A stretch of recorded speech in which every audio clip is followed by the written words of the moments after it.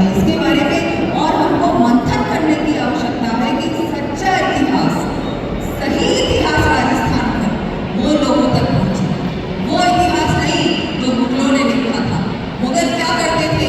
Divide and rule, जो कि Britishers भी करते थे कि राजपूत को राजपूत से लड़ाओ, हिंदू को हिंदू से लड़ाओ और राज करो। वो इतिहास पढ़ा है।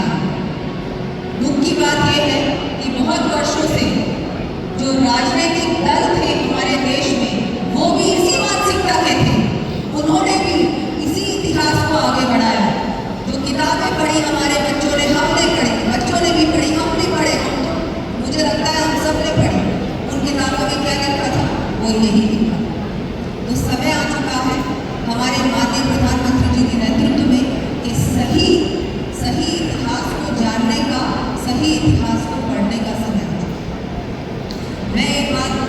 मेरे लिए गर्व की बात है कि मुझे जनप्रतिनिधि के नाते मेवाड़ की जनता की सेवा करने का भी अवसर मिला। मैं बताना चाहूँगी, मैं गई जयपुर से, मुझे उसी समय टिकट मिला और उसी समय इलेक्शन था। मुझे कहा गया, पार्टी ने निर्देश दिया कि आपको जाके राज्यसभा से चुनाव लड़ना है।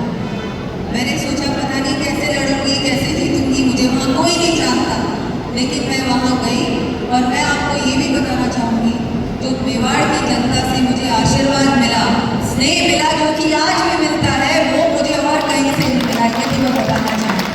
आज मैं जयपुर से जनप्रतिनिधि हूँ, बेटी हूँ जयपुर की, लेकिन वहाँ के लोग जो हैं उनमें मैं कहना चाहूँगी इतना अच्छा उनका व्यवहार रहा।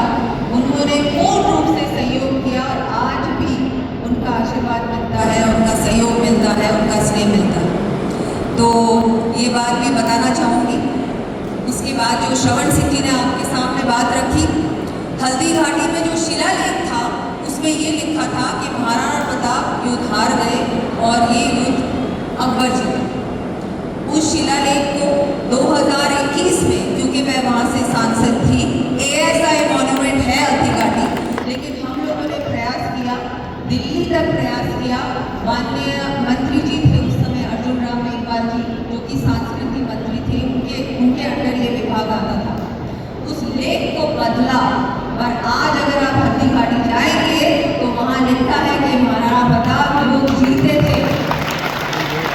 मैं कहना चाहूँगी मेरे कार्यकाल की सबसे बड़ी उपलब्धि हो, और शायद किसी को पता नहीं है। मैंने आज सोचा मैं इस मंच के माध्यम से क्यों ना सच्चाई बताऊं लोगों को, क्योंकि लोग बहुत उल्टी सीधी चीजें बोलते हैं। सच्चाई पर बताने का सबको समय आ चुका है। मैं कम बोलती हूँ, लेकिन जब बोलती हूँ